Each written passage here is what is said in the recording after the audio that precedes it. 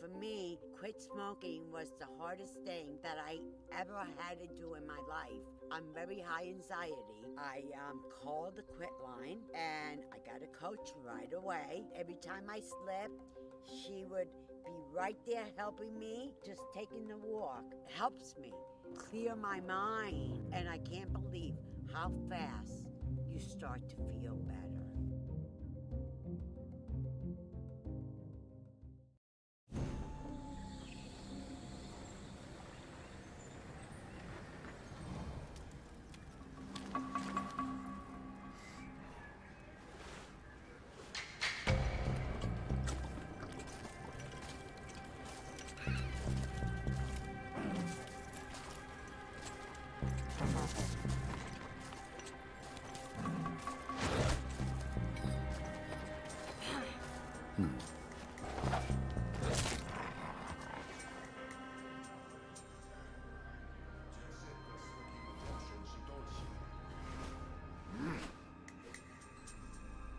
Wasserpotion.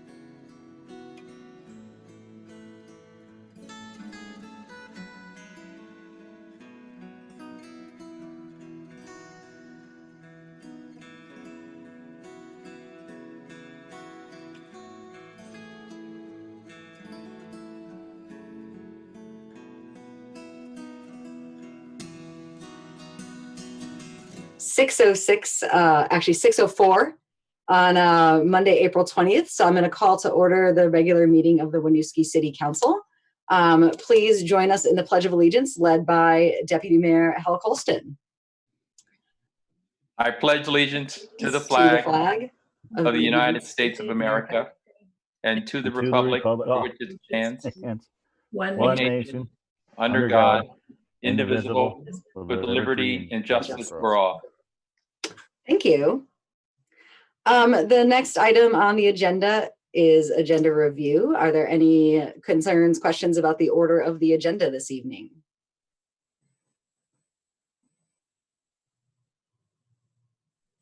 All right. We now have public comment. This is the time for members of the public to speak to any item, any issue that is not on the agenda. If you are here for something that is on the agenda, please wait for that item. Do we have any public comments today? And we do have most people on mute, so if you want to make a public comment, either unmute yourself or raise your hand or put something on the chat.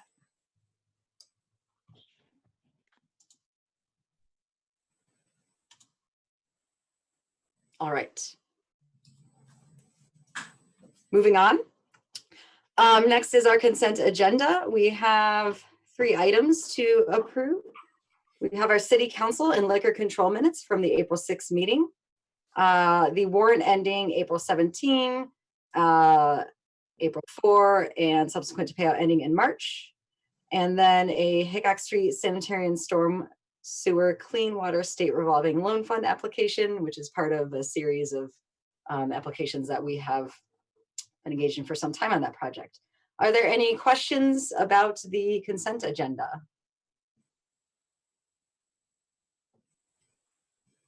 Any questions from the public?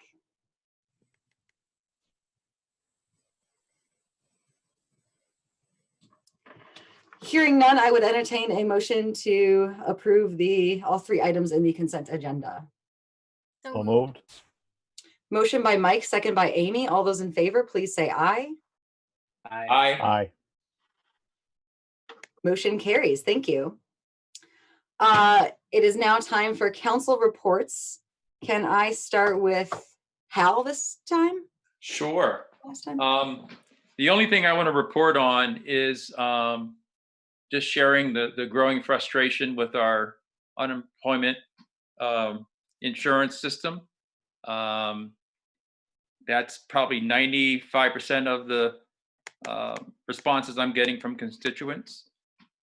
And I guess the good news is that this past weekend there was a contract initiated, and the new call center organization has been trained, and supposedly today or tomorrow they should be online to help with the enormous backlog in getting people their checks. That's all I have to report. Thank you, Hal. Sure. Jim, any reports?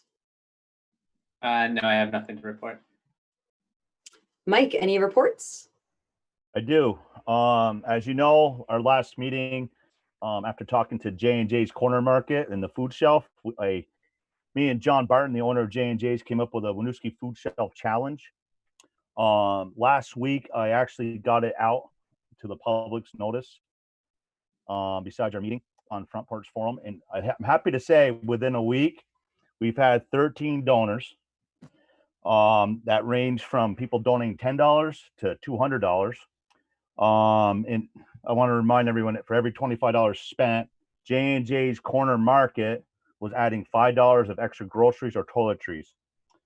With that said, we had a resident step up, got a hold of me to get a hold of John Barton, the owner. He is willing to match John Barton's $5 extra groceries or toiletries donation up to $1,000, which he will cut a check directly to the food shelf. Mr. Barton he's willing to take phone calls so people can do a monetary donation over the phone via credit card. And the total this week that we earned, that we raised for the food shelf was $845. And that's with J&J's Corner Market $85 donation because of there's a couple $100 donations, there's a $200 donation, etc. I would like to thank all Winooski residents that are watching us, city staffers, and my fellow city council for participating. And there's still time for people to get out there because after talking to John Barton today, we're going to extend that into the end of May. We're going to keep it going. I have a feeling May is going to be a rough month for some people too. And I lost my track of notes, but the toiletries and food that have been depleted at the food shelf, this is going to be a big boost, not just for the food shelf, but for people that are in need. And as you can see, I don't know if you've been around the food shelf and seen it, but there's been quite a few people going there. So I'd like to thank everyone again and encourage everyone to participate. Thanks, Mike.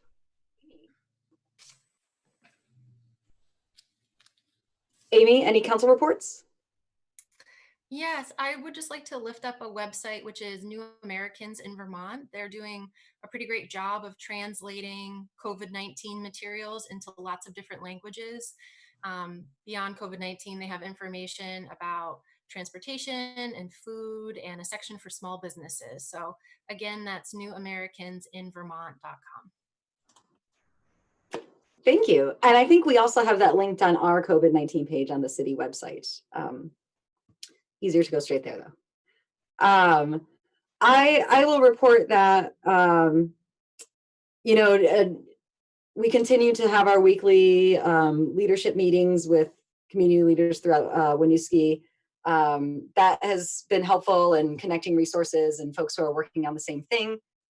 So that's still going well. I do want to share publicly charged each member of the council with connecting with the commission that they are liaison to, chair and staff, to have some discussion about what or if we should consider bringing commission content back to remote meetings.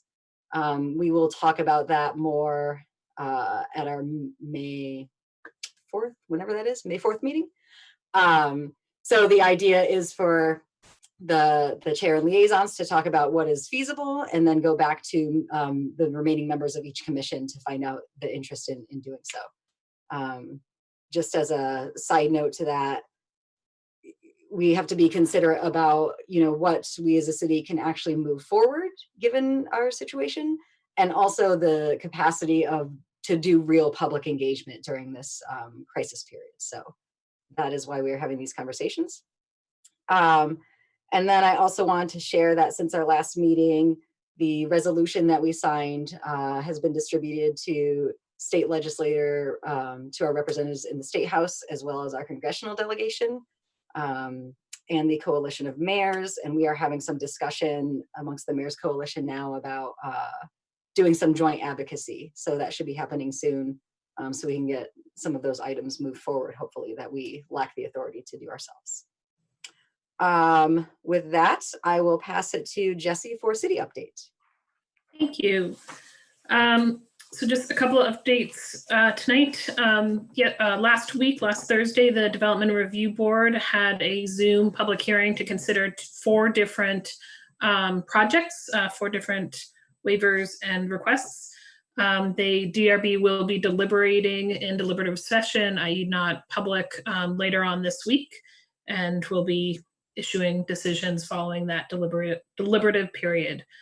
The Project Review Committee, which is the committee that reviews projects in the gateway zoning districts, met today to review both the 60 Norman Street, the school project, as well as a project at 355 Main Street, which is at the corner of Main Street and Bellevue. And both of those projects, but for both of them are also under consideration by the DRB for parking waivers. So, but for the parking waiver portion, both appear approvable under the form-based code zoning with some minor conditions. There's been lots of chatter on Front Porch Forum, which is great. So I want to remind folks to please lock their vehicles. We have seen a string of reports of folks going through unlocked vehicles, both in driveways and in the public street. So an easy prevention method to that is just to lock your car no matter where it is. So please consider doing that. We also have been following the reports, and I know you all have been getting some comments from neighbors about the odor from the CBD extraction facility on Elm Street. We are tracking those as well and are researching what our options are through permitting processes to work with that property owner to potentially do some mitigation. We do believe this is not a public health hazard. It is more a nuisance complaint issue. So we're trying to figure out the best path forward on that. I did want to give you just a couple, we have 2 agenda items later on in the agenda, both the small business loan awards as well as the emergency resolution that are related to COVID-19, but I wanted to give you a couple of other updates on that front as well. So we are continuing to maintain our essential services with folks who can work from home, working from home. As of this coming Sunday, April 26th, we will have at a minimum 19 staff on furlough. That represents 22% of our staff being impacted. Some of those are fully furloughed and some are partially furloughed. So when you look by hours of productivity, we're losing 15% of our productivity for the residents of Winooski. Those reductions are really around service provision that's not available, we can't provide right now given the state of emergency. We are also offering voluntary furloughs to folks who are interested in that option, both for our non-union employees, and we negotiated an agreement with our AFSCME union around voluntary furloughs, and we anticipate finalizing an agreement with our Fraternal Order of Police union as well. We are also, as a leadership team, starting to move into the recovery portion of the pandemic, really thinking about how we grow out of this crisis, not just react to it on an emergency basis. So this week at leadership team, we'll be talking about a path forward on that, and specifically a full review of our 2019-2020 policy priorities, and how we best set up a discussion with all of you about how we together move into our recovery portion of this pandemic. So a bunch more on that, but just want to let you know that we are working on that. And then finally, just a reminder again, I like how Amy said, elevating a resource, and the mayor mentioned this as well, on our website, winooskivt.gov/COVID-19. We are essentially posting all of our regular updates, as well as lists of resources that we are reviewing daily, and Paul Sarn is doing an amazing job summarizing in one central place. So on that website, along the right-hand side, you see resources listed, specifically broken down for businesses, families and childcare, federal, state, and local support, food security, health and safety, multilingual services and translations, seniors, and volunteering. So really encourage folks, I bet Paul has just put that site here in the chat, to visit that website regularly. And that is all I have. Thank you. Jesse. That moves us to our regular items. So the first item on our agenda is up for approval, some urban chicken permits that Eric will introduce for us. Yes, thank you very much. So in your agenda packet, you have two applications in this case for the keeping of urban chickens. This is a process where the approval to keep chickens goes before council. However, the structures to keep the chickens in goes before zoning. In this case, both property owners have applied for the accessory structure for accessory structures on their properties to keep the chickens in. Both of those applications have been reviewed for consistency with our current zoning regulations, and both are consistent. The properties have both been posted for their 15-day appeal periods. So the final step in the process is for for you all as council to approve their applications to keep the chickens specifically. So in your agenda packet are the applications that talk about where the chickens are coming from, how many they'll be keeping, etc. Kind of the maintenance of the chickens as well. So those are both on for approval for tonight. From a staff perspective, don't see any issues with either application. Both properties are large enough that it's not going to be both properties are large enough, and the coops that they're proposing are small enough that they should not prove to be a nuisance to the adjacent property owners in either case. I would also just say anecdotally, we've been getting a lot of requests for chickens lately, so this may be something you see more frequently on your agendas. And I believe Maggie is on the phone if folks have questions. Feel free to introduce yourself, Maggie, if you want to talk about your chicken plans. Sure. Hi, everybody. I'm Maggie, and we actually just moved to Winooski from the Boston area about a month ago. And I know we're still kind of in the city, but I have dreamed of having chickens. I grew up keeping some chickens on a small farm. So I've been looking forward to being able to do that again. Just a small flock of laying hens. And my brother-in-law is building the coop for us, which is really nice of him. Well, welcome to Winooski. Thank you. Council, any questions about, Maggie's application or the other one that we have here on the agenda this evening?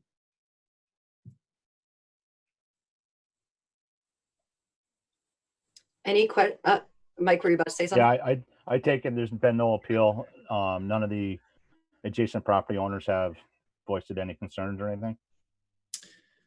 So far on Maggie's project, no. Her appeal period ends, I believe, tomorrow or Wednesday, and so we have not heard anything. The property at 22 Whitney Street was just posted today, so it's potentially. So I don't know about that one yet. However, when I was out posting the property, I met with the property owner, and several of her neighbors were out as well. And she was talking with them about the chickens and that she was getting her zoning approval, and none of them seemed to be concerned at that point. So I don't anticipate that we will see any appeals on the 22 Whitney Street property. Okay. Since the 15-day period hasn't come up, if we approve it and someone finds an issue, how's that work? If the council approves it, is it a done deal, or does a neighbor have the right within that 15 days to say, you know what, I changed my mind, I don't want this to happen now? How does that work? So there's two separate processes that are working here. One is the council approval for the chickens. The other is the zoning approval, which is done administratively through me as the zoning administrator. So if somebody were to appeal, they would be appealing the establishment of the accessory structure to keep the chickens in, not necessarily the chickens per se. So they could appeal the appeal would have to be done on the merits of whether or not the accessory structure was not consistent with our regulations. So it was either too large, it was in the setbacks, those types of things. It wouldn't necessarily be the issue with the chickens. There would, however, be a separate course of action through the minimum housing complaint, property complaint process if there was an issue with the chickens themselves later on. Okay. All right. Thanks, Eric. Any questions or concerns from members of the public?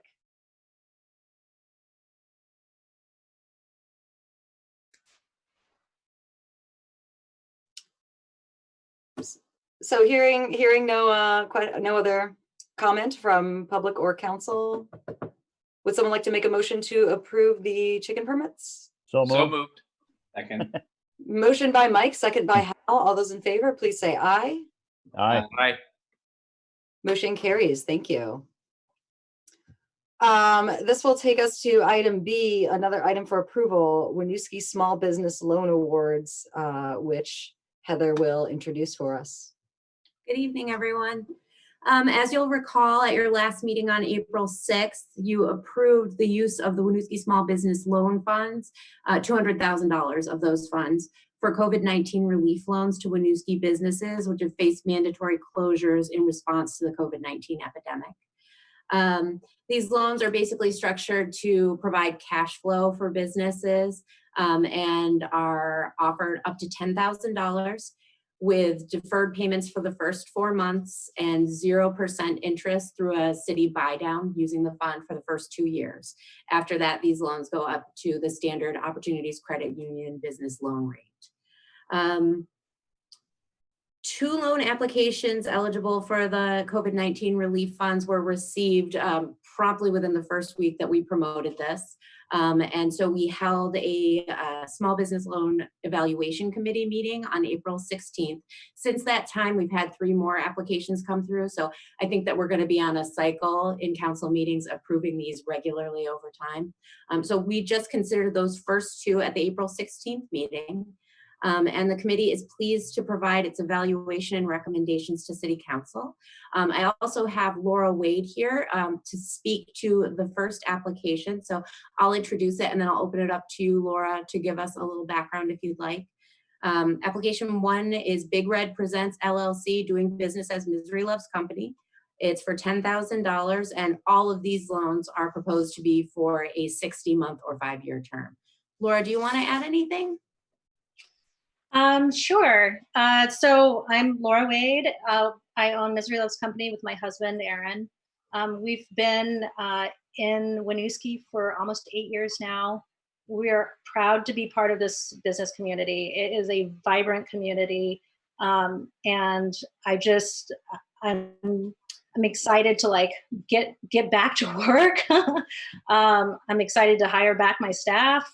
I'm ready to get to work, and I know that this will definitely help us get on our feet again. Currently, we are not doing any business. We really are taking the social distancing to heart and just trying to keep our community as safe as possible. That being said, our rent and our bills are still adding up, and we're just trying to figure out how we can get back to business. There are a lot of other loans that have been sort of talked about, but are not actually coming to fruition out there. And so this definitely would help us at least bridge the gap until we're able to open back up again. Thank you. Thanks, Laura. So the evaluation committee, the application scored high, and the application committee recommends approval of that loan, but I'm going to do both of the loans before turning it over to City Council to deliberate. The second loan was SWJ Hospitality, doing business as Mule Bar. Again, the loan amount was $10,000 and the loan term is 60 months. Again, this scored well and the committee recommends approval. If the City Council votes to approve both these 2 loans as recommended by the committee, the COVID-19 relief loan program will retain $180,000 for future applicants. Take any questions. Thanks, Heather. I will just say I'm excited to see us be able to push some money out quickly, knowing the holdups that are happening with other funding sources. I was surprised to see only 2 applicants thus far. I'm glad to hear that there are more in the pipeline. So Council, open it up to y'all for additional questions or comments.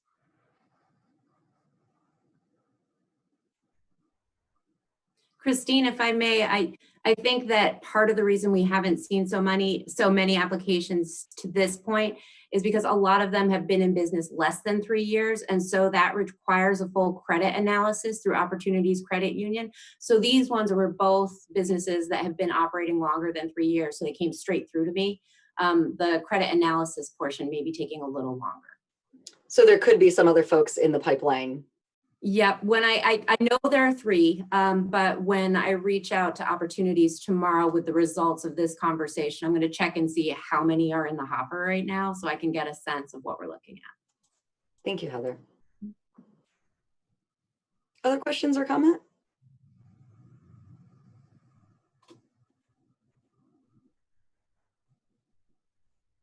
Any questions or comment from members of the public? Please feel free to unmute yourself or chat if you'd like to be recognized. Hi, that's me. Meredith, yes. So I just wanted to say again, like I've said every single time before, that I realize that this is not a huge amount of money, and this is not ideal for businesses either to take on more debt. But we feel strongly from downtown Winooski that this be available. Just to reiterate what Laura said about the fact that there's a lot of money out there, but whether people are getting those checks and whether people are actually getting approvals for those other federal dollars or state dollars that are coming in remains to be seen. So the fact that there is this sort of very hyper local opportunity, even though it's not ideal, is, I think, incredibly important for our business community. So I have no power, but I really would be great if you guys improved these.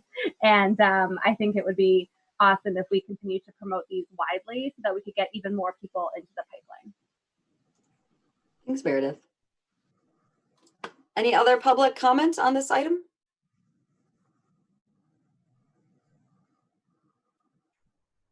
I would take the lack of questions or concerns as a resounding support for this effort. I think we're all happy to be able to do this. So would someone like to make a motion to approve both of these applications for the Small Business Loan Fund? So moved. Second. Motion by Jim, second by Mike. All those in favor, please say aye. Aye. Aye. Motion carries. Thank you. Thank you very much. Thanks for coming in to talk. So the next item is a public hearing that we scheduled in early March before all of this came to fruition. This is on the sewer ordinance and industrial wastewater review. John, do you want to give a little refresher before we open the public hearing? Sure. So we introduced this back in, I think, February 18th meeting. So the purpose of this ordinance update is to provide clear language around industrial wastewater. So industrial wastewater, meaning just high strength wastewater. So not coming from your typical residential house, but an industry that produces something that creates a higher strength effluent that goes down the sewer. So that in turn has a higher impact on our wastewater treatment plant. So really that's the focus of this ordinance update. We reached out to Weston Sampson, an engineering consultant that helped draft some of this language for us. They have a lot of experience with other municipalities, so we wanted to rely on that for this update. So that's kind of the background for this this ordinance update. If I can jump in for just a quick minute, John, can you talk briefly about the work you've done with businesses in town who will be impacted by this? Yeah, so the main folks, there's not a lot of businesses that would be impacted by this. I think the one that's coming first is Four Quarters. So we've been working with them, especially with their new potential move. So they've seen the ordinance language. I think what they're more concerned about is the proposed rate structure that comes along with this ordinance down the road. So we've been sharing with them sort of the draft languages, draft rate structures, supporting their permit applications, and they would be the first one impacted. Twincraft, I think, would be another one that we've started to talk to about this. They would not be impacted as much because they have a what's called a pretreatment system. So they clean their water before it goes out to the sewer, basically. So that would be the other business that would be impacted that we foresee right now. John, have you had any discussions with them since we entered into the the COVID-19 related shutdown? Four Quarters, yes. And Yeah, they're still moving forward with their relocation. They put in a permit application last week. So we've been working with that. We're working with them on that application. Okay. So I would like to open up the public hearing on this item. We can take comment from the public before we then discuss as a council. Is anyone here to make comment for this public hearing on this item?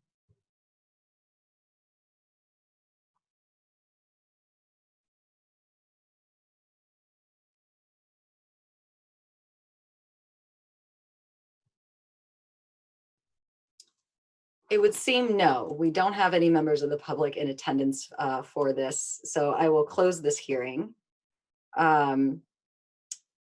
This is on for discussion or approval, so we could approve this right now as council, or we could have further discussion. We could set another public hearing. John, jump in if I've missed an option.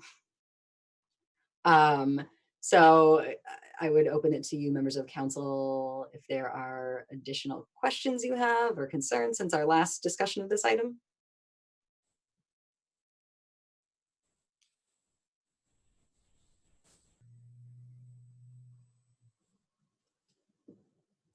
So I will share that I am mildly uncomfortable with taking a vote on this right now, given there is a rate impact to some of our businesses, and I don't think now they have the, really the bandwidth to think about that. We also, much like us, don't know what the future financial impacts of our current situation are going to be. So I would lean towards having another hearing in the future. I would be curious though, I don't know that we have done any budgeting or modeling of projects, assuming this rate structure would be in place. Is that a factor? No, okay. Curious how others feel about taking action versus holding another future hearing date. Oh, and before that question, I would ask John if there are any concerns, like would delaying this decision really concern you about any work that we have moving forward? So no concerns about potential delay. Just one clarification. So the rate structure and the ordinance are two separate items. So this is just an ordinance update that better clarifies industrial wastewater and how it's regulated. The rate structure is actually put in place by resolution. So that is not in front of you tonight. The ordinance basically just backs up the rate structure so that it defines what is industrial waste. So no financial impact with this ordinance update. Well, that's helpful. That changes my feelings, makes them a little more neutral. I do appreciate that you have been in direct contact with the businesses that would actually be impacted by the change. How are other folks on council feeling about a decision or a further hearing? Is there any negatives or cons if we wait and don't approve this ordinance? I think just that we have to deal with it again. Yeah, there'd be no negative. Yeah, it's just you'll see it again. And okay, so if we approve this ordinance now, it would be when we have to get the resolution together, it'd be one less step, right? So if it doesn't impact any of our businesses, then I think we should move forward with the ordinance change and wait for the resolution to come, in my opinion. Oh, this is Hal. I have a question. Would delaying this cause any safety risk or not? No, again, so the ordinance really is meant to just, we're refreshing the ordinance to bring it up to kind of today's standards of industrial wastewater regulation. So there's no sort of safety risk or concerns on our end. we're really just trying to set the table for putting in that industrial rate structure, which I think will be, maybe a bigger discussion, and that I think would be better to have, hopefully, in-person public meeting, and have the folks that are impacted there, make sure that we invite them to that. And my sense is that's more of their concern, is what the rate structure impact will be. Thanks, John. Can I jump in for just a quick second? I think it's important to remember back that the gentleman's presentation when this was first introduced about part of why we're doing this is to protect the capacity of our wastewater treatment plant, that when material is put into our system and forgive me, I'm not an expert in this engineering, but at a higher BOD level, and what's the other one, John? BOD and there's about TSS, phosphorus, but yeah, BOD is the biggest. Yep. So basically, if it's higher, if it's not residential use, which we designed the plant for, if it's higher than that, essentially that use takes up a bigger capacity of the plant. And we're trying to ensure that those who are using the plant basically at a higher rate are paying for that. Now, granted, the rate structure is hugely important and we'll come to you at a future meeting. But really the purpose of this ordinance, while it is to suggest that rate structure in the future, is really about maintaining the capacity of our asset. Thanks, Jesse. Jim? This is Jim. I just would say I have no concern about moving forward on the ordinance tonight, given the time that we've given it before. I think knowing that the rate structure and the participation by our business community comes at a later date, I'm comfortable with moving ahead on this tonight if others are. Well, it sounds like we could get a motion and a second here. A motion. Second. Motion by Jim, second by Mike. All those in favor, please say aye. Aye. Aye. Motion carries. We Aye. have approved the sewer ordinance and industrial wastewater. Thank you. So the next item on our agenda is the resolution for a Chapter 30 emergency ordinance to alleviate financial pressures as a result of COVID-19, which we discussed at our last meeting, which Jesse will introduce for us. Yeah, so I'm going to kick this off, although we'll likely turn it over to Angela to answer technical details on this. So what's before you is a result of your conversation at your April 6th meeting, as the mayor said. It's in an interesting form with a resolution essentially resolving an ordinance. It's not how you traditionally see ordinances that come to you, but given that this is, we are bringing this to you under our charter authority that allows us to pass emergency ordinances immediately. So for example, the ordinance you just passed now has a 30-day warning period. This ordinance, if passed tonight, goes into effect immediately. However, and so therefore we need to resolve that, the council needs to resolve that you are creating this. And you need to resolve to create a whole new chapter in the city's code of ordinances. We don't right now have a placeholder for emergency ordinances, so this will establish that placeholder. One other thing about emergency ordinances is per our municipal charter, they are only, can only be in effect for 30 days.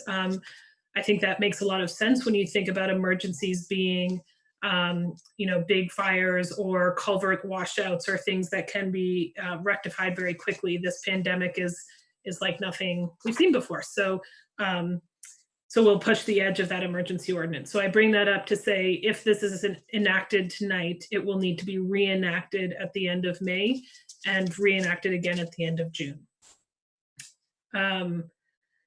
So it's the emergency ordinance concept.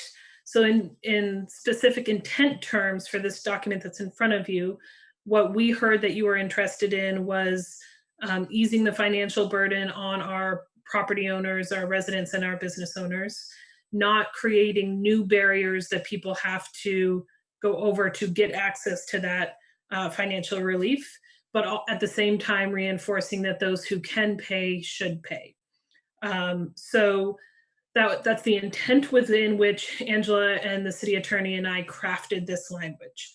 So the nuts and bolts of this is there's a lot of resolution language about where we find ourselves. And then on page 2 to 3 of the actual ordinance, the 4 things that are called out are our water and sewer payments will be delayed until June 15th.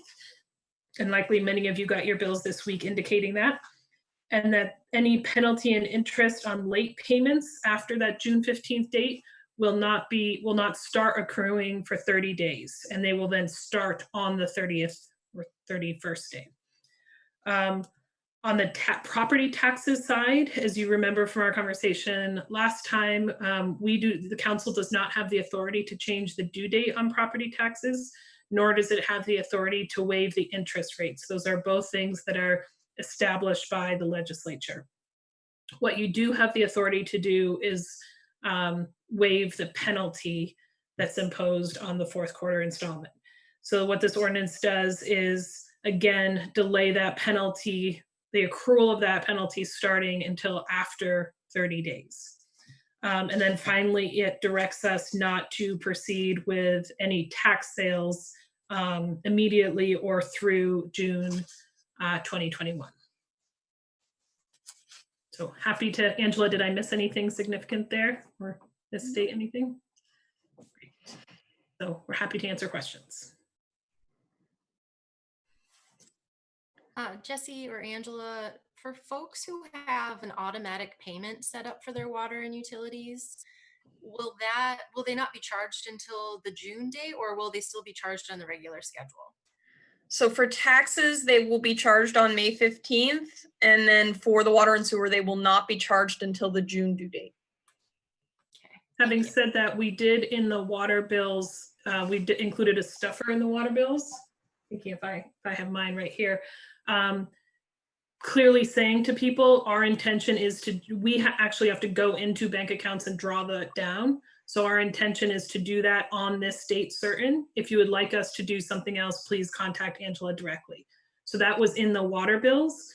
If this ordinance is approved tonight, we will do the same kind of public notice broadly for the property tax payment. So to say, we intend to do the property tax payment drawdown on May 15th. If you would rather us not do that, please contact Angela directly. Great, thank you. Has there been any update from the state legislature about the potential to delay property taxes, the due date on property taxes or the interest payments? Has that progressed at all? That's still under deliberation, so we haven't voted it out of committee yet. Okay. Yep.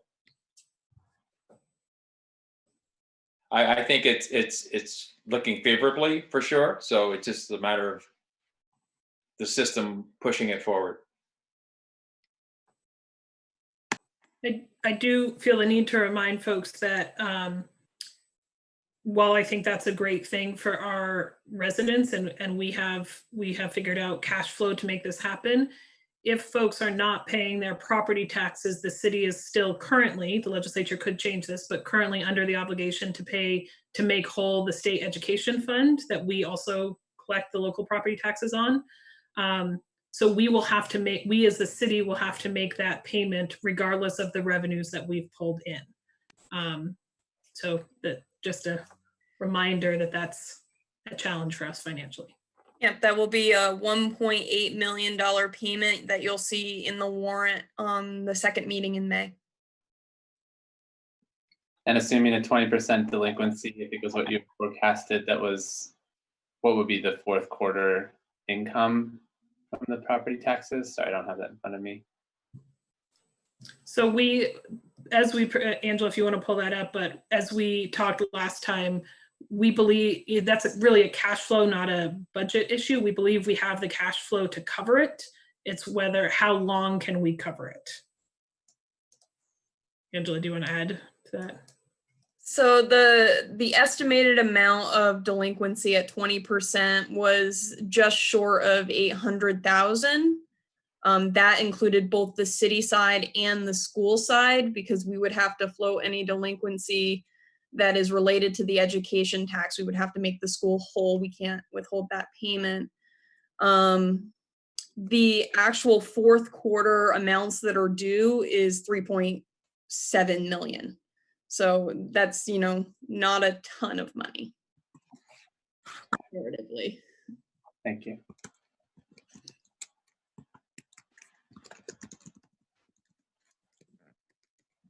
So are there any, I would open it up to the public for any comments or questions.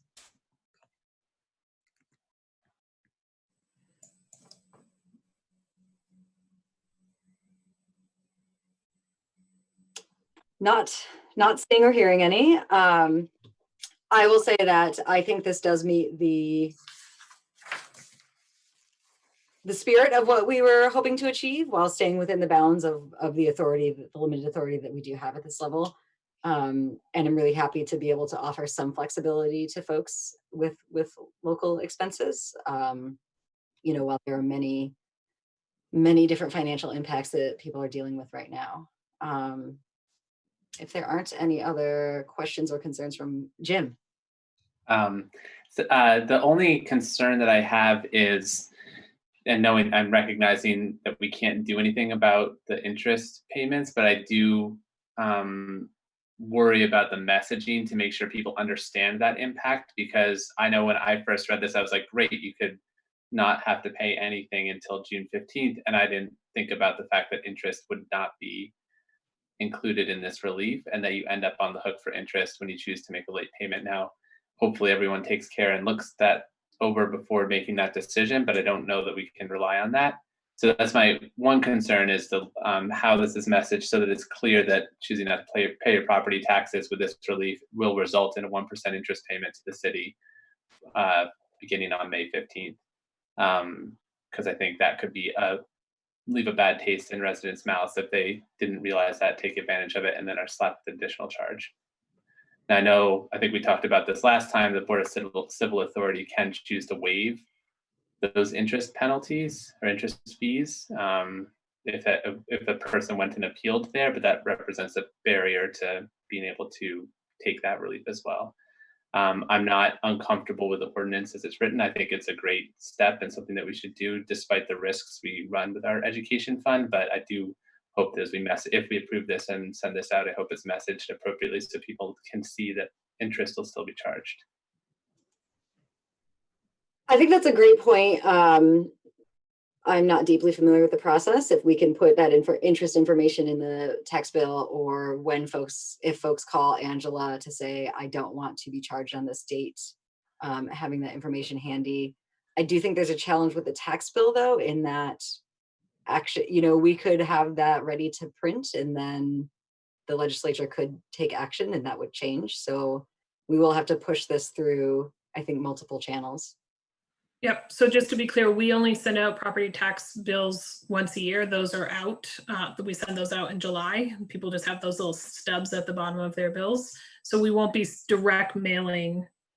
Right now, we do not have plans to direct mail anything to any of those folks' homes. We would be doing it all through outreach channels, etc. We could do that if you were interested. We currently haven't thought about that. I think another thing potentially to offer, Jim, is, and Angela, you and I haven't talked about this, so weigh in. The interest payments on property taxes do stay with the city. In this year's budget, we've budgeted $10,000 for penalty interest payments. We have already exceeded that revenue line. So an option would be to track the interest payments accrued for the fourth quarter installments, and then have the council decide what to do with those dollars if and when they are paid.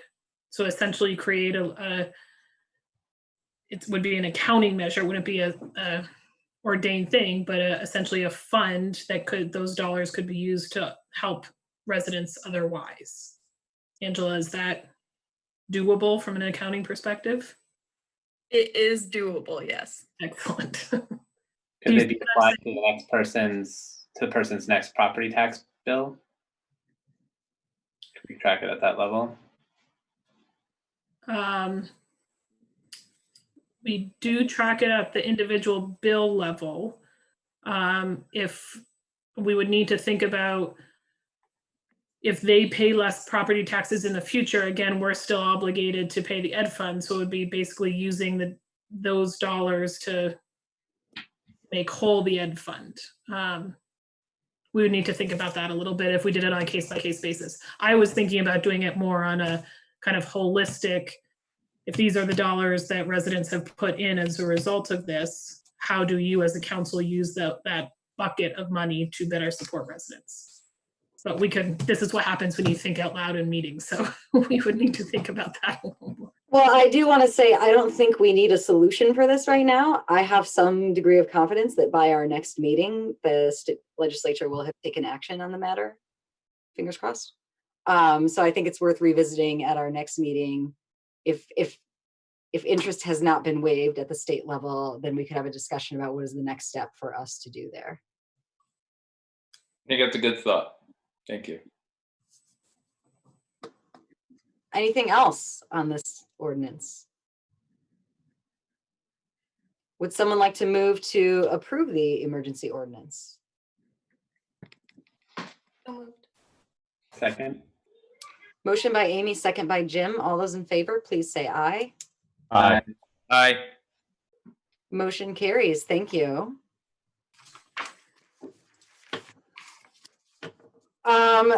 So the next item on our agenda is for approval. We had discussed previously setting another public hearing for the parking waiver. Eric, you want to give a little intro? Yes, thank you very much. So this is a continuation from your March 16th meeting. If you recall, at your meeting on March 16th, we held a public hearing to take public comments on draft language for a parking waiver to be incorporated into the Unified Land Use and Development Regulations.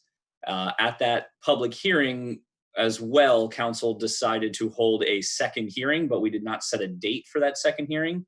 So this item is on the agenda tonight simply to set the hearing date, not to actually hold a hearing. So what we are looking at is setting a date for June 1st at this point to hold that second hearing to take any additional public comments on the parking waiver language. I believe there was included with the agenda is the draft language again for reference. So simply we're just looking for authority to set that hearing for June 1st. Eric, can you please remind us, is there a time limit of when we would have to have hearings take action on this potential change? So yes, so because a draft language was forwarded to you from the Planning Commission, you have 1 year in order to take action on that draft. That could either be approval, denial, referral back to the Planning Commission, whatever the case might be. But you have 1 year to take action on the draft. Having said that, when you set your first hearing, so back in February, when you set the March hearing, the draft language is eligible to be used for 150 days. So it's kind of an indication, once council sets the hearing, it's kind of an indication that the language as it's presented is agreeable to council. So for a period of 150 days, that language is eligible to be used for applicants that want to take advantage of it. After that 150 days is up, we would revert back to the language that exists in the regulations, even if you still haven't taken action on the amendment. So you have a year to take action on the amendment, but for 150 days, that language can be used by interested persons. Thank you, Eric. I would again express concern about having this public hearing while we are still in remote meeting. For me personally, I think June 1st might be a little ambitious for getting this out there, but would like to hear from the rest of council on their thoughts. I feel similarly that June 1st is ambitious and might be tight. Eric, when does 150 days end? Is that in July something? Yeah, somewhere around in there, yeah, I think.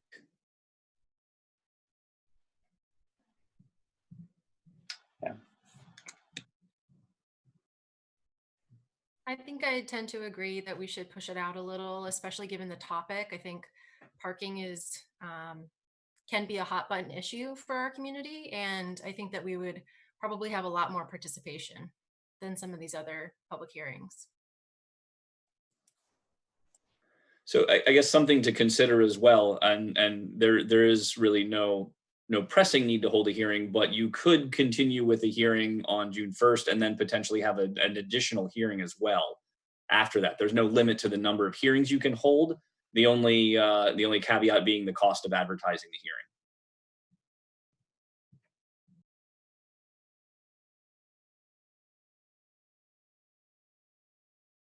I would be curious. So when I was thinking about this and not wanting to try to do this too soon, where I don't think we'll be back in a position to have in-person meetings, thinking about July or August, my first thought was that tends to be vacation time and maybe is not good for engagement, but I also suspect that folks won't be traveling the way they normally do. So I wonder what you all think of a later in the summer date, when you would like to see a hearing on this again. I personally would like to set another date now if we can, just to get that on the books, but everything is very up in the air right now. I think that's a good idea. I think we go to the max day, the 150 day, try to set a time there. And then, like Eric said, we can have an additional one at a later date as well, because we will get more participation when people can actually go to a meeting. I feel that people aren't going to remotely chime in on a public hearing. I think they like to be seen and be heard, and some people don't have they're technically challenged like me. So I agree. I mean, if we can extend that 150 day, is that something that's set in stone, or can we, just because of the crisis that we're in, extend that 150 days to go to August, because it will be over 150 days, have one there, and then maybe if we don't have a good result, have another one in the fall when people aren't, because if this ban gets lifted, people may, spring at the chance to go on vacation somewhere in August as well. So to be clear, the 150 day limit when the language can be used is set in statute. So the clock started basically on February 20th when that hearing was advertised. So 120 days from that, or 150 days from that, is when that time frame will end, regardless. So adding more hearings will not extend that out any further. It's set off of the first when that hearing is first advertised. So that's a statutory requirement and statutory component. So it would have to, state statute would have to be changed in order to extend that timeline. There's no reason that we have to have a hearing alongside that 150 deadline. If we want to do another one, we should do it we have a year to take any action. So that is correct. There's no requirement that the hearing be held within that 150 days either. Jesse? Eric, am I correct in thinking that land use ordinances have the same 30-day notice period that other city ordinances do? I believe that's correct. It would either be 30 or it's either 15 or 30. I have to check. I know that for the first hearing, I think it's 30 days, but then additional hearings, I don't know. I think they can be within 15, but I'd have to look at the statute specifically. But I'm saying once it's approved, like I'm sorry, for it to take effect. Yeah. For zoning regulations, it's actually 21 days. Okay, thank you. So just to keep in mind from the date, so if you are looking to implement a parking waiver and you didn't want to have a gap in when that tool was available to folks, you would actually have to approve it 150 days minus 21 days for that ordinance to be in effect continuously. That's if you want to approve it, and I know you're not there yet. I think the only downside, if there is a downside to not having it within that 150 day window, is that right now this is a tool that developers can use. If it expires after that 150 days, there's a period of time where developers won't be able to access it. So there could be a perception that folks are treated differently. It would be, I think, a misperception because it is the statutory pathway that you all are legally allowed to follow. But I just want to throw that out there that right now it's a tool people could use that is going to end if no action is taken within those windows. Is that correct, Eric? Yeah. That's my understanding, yes. Are there members of the public who would like to comment or ask questions on this topic?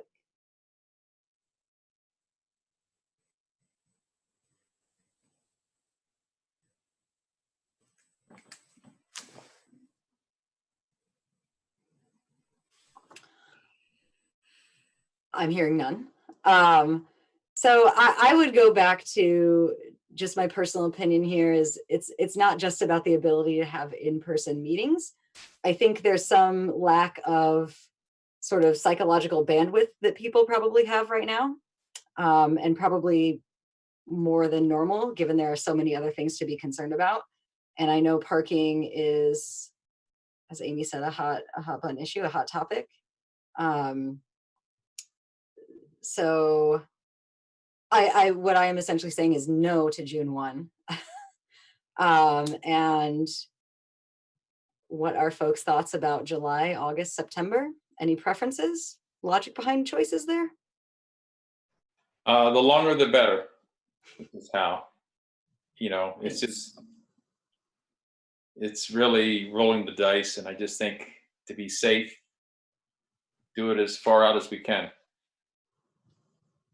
Jim, were you gonna chime in? I was going to take the other tack of saying, I would be fine with the June 15th one with the expectation that if we can't hold a viable public hearing at that time, we can't have 10 people in a room together, then we would just expect as a council to not act on that. I don't hear anyone saying that they're raring to go without public input. So if we have a June 15th hearing and no one shows up, I don't think our action is going to be to approve the ordinance. I think we will set another public hearing. But if we have the ability to gather and have effective public input and people have the bandwidth in 2 months, which is might be a very different time. If in 2 months people can do that, then we are set up to not create that gap for developers. So the only thing we lose, in my mind, is if we set a late date, we lose the ability to prevent a gap. If we have an earlier date, I think June 1 is too early, but if we have a second meeting in June date, we have the possibility, we at least leave the door open to still have robust public engagement and no gap in the rules for developers. So in my mind, there's little downside aside from, as Eric pointed out, the cost of advertising yet another public meeting and our time in preparing for and possibly taking no action on that. But I'm fine with either course of action. I just could see some value in still keeping a June public hearing.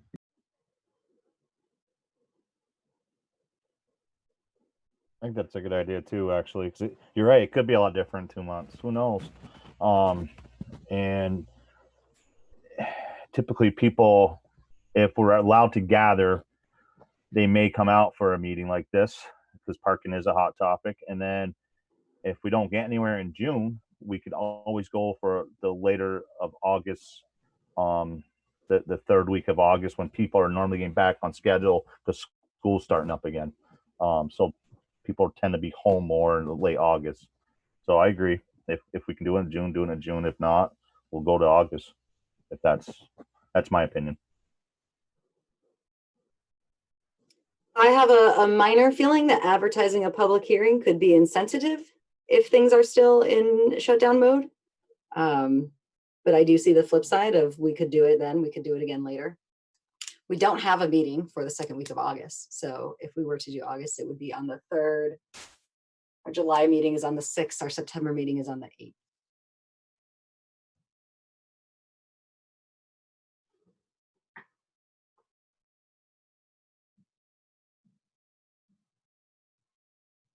Does anyone want to throw out a motion to set a hearing for a particular date?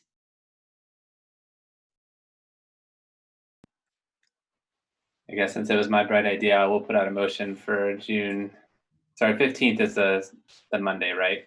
So it's June 15th. Set a public hearing date for June 15th, 2020. I'll second. Motion by Jim, second by Mike. All those in favor, please say aye. Aye. Aye. Aye. Amy, I didn't hear you. Aye. Okay. Motion carries. We will have a public hearing on the parking waiver June 15. Thank you all very much. Thank you. Next item on the agenda is for discussion and an update on the Working Communities Challenge Planning Grant that Jesse will introduce.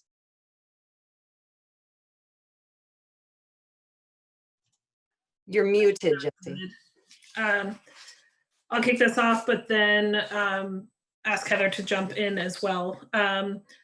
So as you may remember, over the winter or late fall, actually, we applied for a Working Communities Challenge Grant offered by the Federal Bank of Boston to support to do a two-phase grant process, an initial planning grant process, and then a follow-up implementation grant submittal to help our neighbors in poverty in Winooski.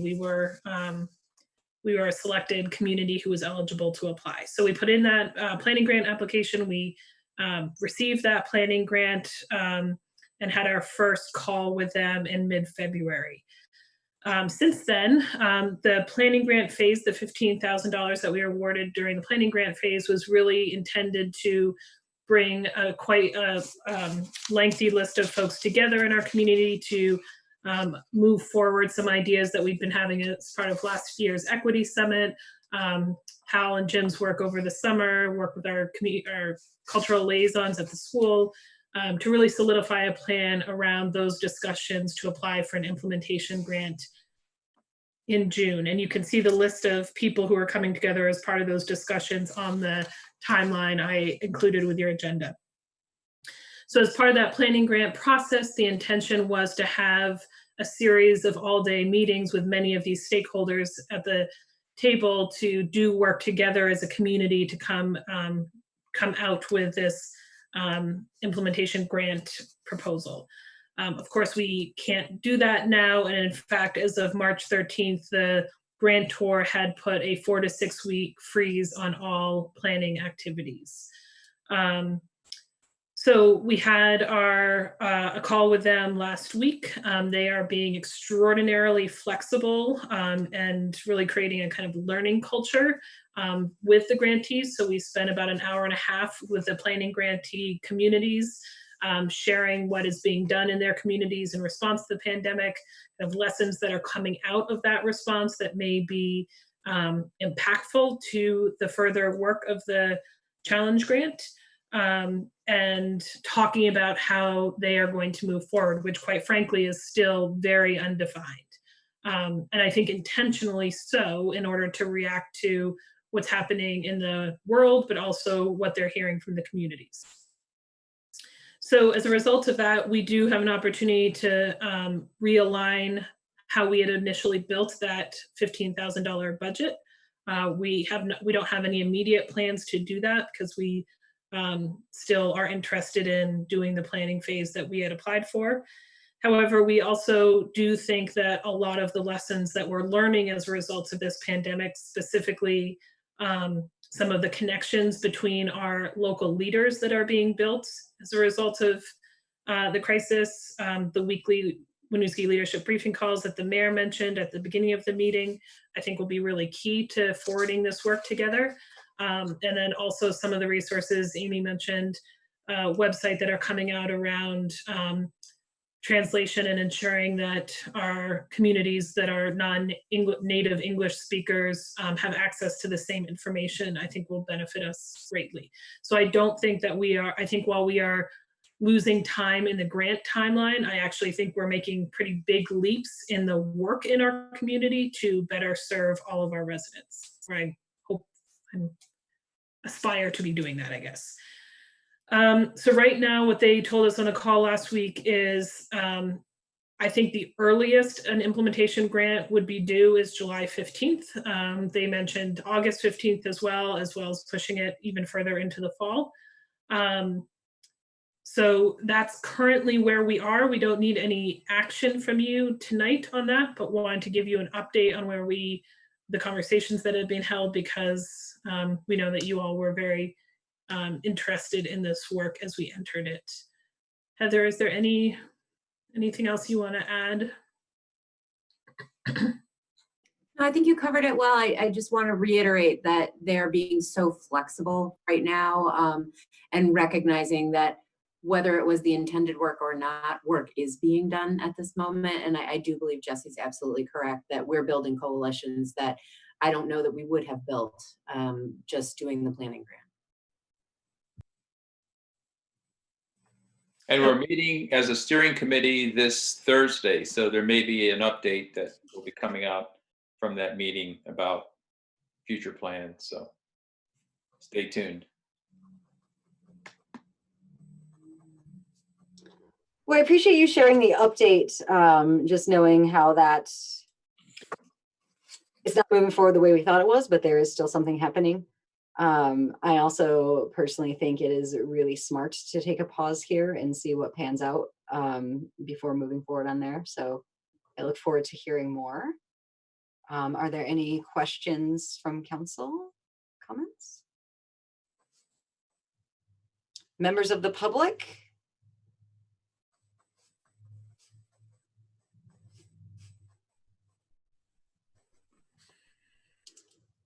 All right. Well, thanks again for that update. And we can move to our final item, our goal update on municipal infrastructure from John Rocher. Great, thanks. So yeah, I'll provide a general high-level overview of the infrastructure update that I presented in the memo. Good news is, the projects that we have currently in design phase, we're not forecasting any scheduled delays due to the COVID-19 impacts. Bad news, obviously the one project that is in heavy construction right now, the Myers Pool project, we are seeing a delay due to COVID-19. So right now, what we're projecting for the construction schedule is due to the March 25th closure and construction due to the executive order. Russell, our contractor, had to stop work. So based on the most current restart, which is May 15th, they're projecting a July 24th construction end date. This changes daily. So as soon as I sent the memo out, then we received word that now two people are allowed on site for construction. So there is some activity up at the pool this week. There's 2 workers doing siding. That doesn't really impact the schedule per se, but at least the site is still active. So we'll see. There may be more announcements coming out and loosening restrictions. So it's sort of day by day, we're looking at that schedule. But yeah, there's really nothing, we're not proposing anything on the operations and opening the pool at this point, just because there's a lot of unknowns as far as what, the cost benefit of operating the pool for, say, a month or so, what the public health issues would be, what the ongoing sort of state restrictions are for mass gatherings. So we're not really providing any recommendations at this point. The focus will be just, hopefully getting back on site with the contractors and finishing up the project. So that's the main project that's impacted right now. To a lesser extent, the transportation impact fee, that's we didn't think it was an appropriate time to bring that to the council for discussion.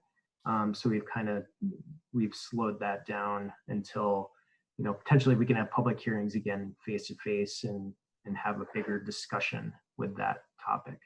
Plus it's more complex. It's hard to do probably remotely to get into the math of how those impact fees are calculated.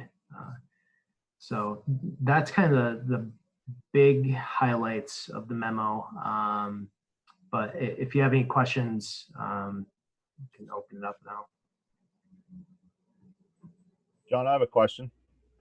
When I read the addendum, it wasn't that 2 workers per location, meaning 2 workers could be inside the pool house, 2 workers could be outside the pool house, 2 workers could be doing landscaping.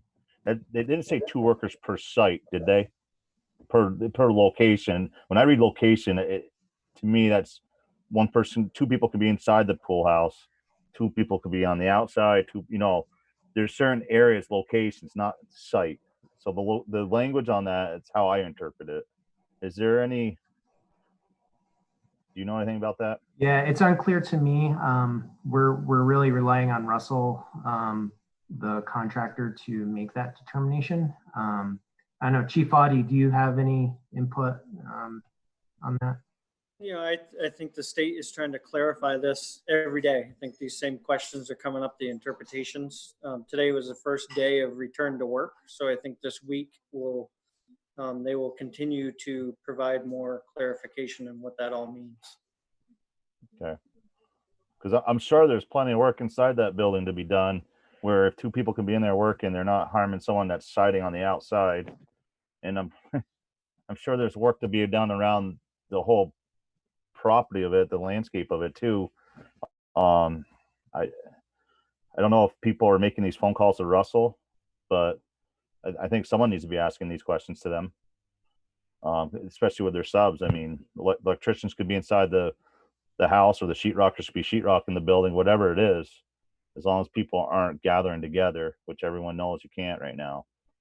But there are safe measures that people can do.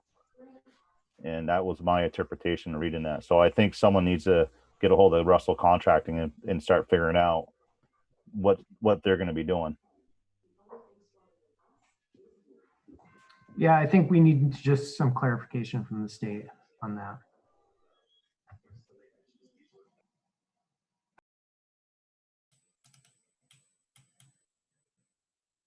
John, have we heard about the DDI project and Exit 16? I'm assuming that is on hold right now as well. And how does that impact Main Street? Yeah, so last we heard from VTrans is that they may do a minor project starting this season that would have pretty limited impact, maybe some electrical relocation. But really, I think the lawsuit that was impacting the schedule pushed it to next season. So last I heard from VTrans, really they're looking to start that project next season, which helps with Main Street and coordinating, what we're doing on the north end potentially if we phase it that way.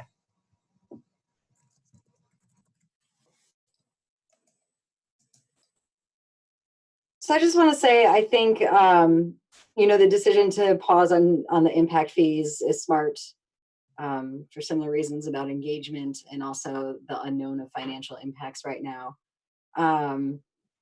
It's unfortunate the situation we're in with the pool, but obviously we do have to wait to see how the governor's opening of the spigot plays out and what that means. I did appreciate that you are considering not just the construction schedule, but also the cost benefit of opening for a shorter duration and what that will mean for the community. I also just wanted to say that I think it's sort of fortuitous for us having Main Street still be in a design phase, having our next update coming in June, mid-June, and not having to make that phasing decision yet, because I think that's one of our biggest financial obligation projects. And this gives us some time to see how the impacts of the pandemic play out. I did want to ask if Hickok Street,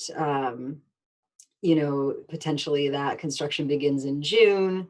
If there is still like a 2-man limit or some sort of limit in place, I imagine potentially that could get delayed as well. Yeah, correct. So right now, we're proposing to bid that project out in May and really start in June.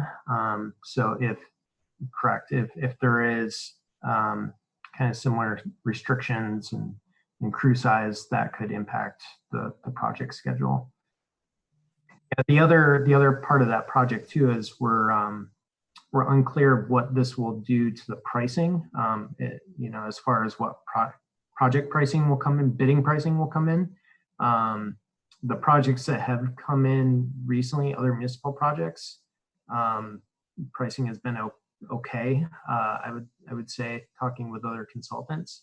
So, you know, one thing that's a benefit for Hickok is that there's a lot of paving on that project. So, you know, with the current paving prices, that should help reduce the cost for construction. But obviously there's some unknowns and what the COVID-19 will do for, you know, spooking contractors for pricing unit price numbers. Hey, John, the Hickok project, is it, you guys notify the residents down there and the business owners down there, right? When that job gets fired back up? It's specifically Chicks Market.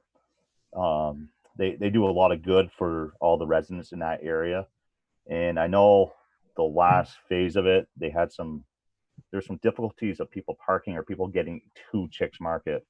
I think a lot of residents down there rely on Chicks for food and for services. Pam does a great job with all the residents down there. She goes above and beyond, so to speak, for her customers and residents around that area. So have you thought about how you're going to start a conversation with her when and if this starts up again? Yeah, so during the phase 1 portion of the project, I'd say we had a pretty robust communication plan. So we had a public meeting with folks on Hickok Street and West Lane.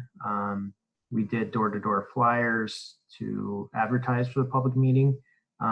We also solicited for email addresses or phone numbers if they could, so that we could give basically like weekly, bi-weekly updates of where the project was. We also have an on-site construction inspector that's full-time that works for us. So all residents, community members will have that person's contact information if they reach out to us through the, you know, a public meeting, if hopefully we can still have that, or Zoom meeting, or through the email listserv that we'll have for the project. So I think we're, you know, hopefully, you know, we can have those face-to-face public meetings. You know, the contingency, we try to set up a Zoom meeting or a call meeting. But yeah, we'll basically be doing similar to what we did for phase 1, trying to reach out to everyone impacted.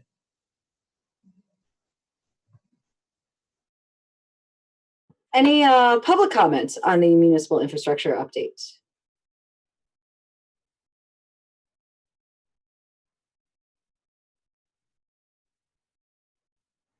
Council, any more questions?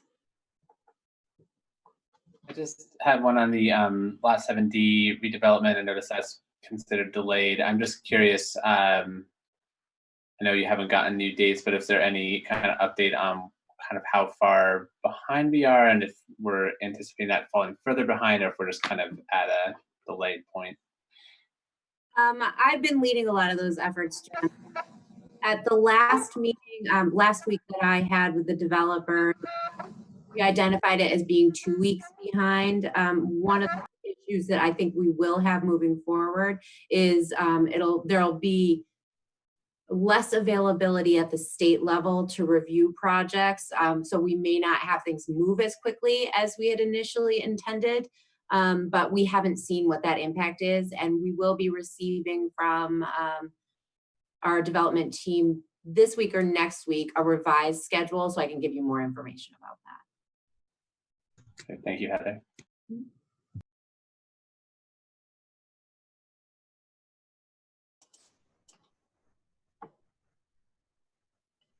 Last call. Well, this brings us to the end of our agenda. I would entertain a motion to adjourn. So moved. Second. Motion by Mike, second by Hal. All those in favor, please say aye. Aye. Aye. Aye. Motion carries. Thank you all. Thanks. Thank you. Bye, everyone. Buddy, haven't heard last call in a long time. Bye. Bye.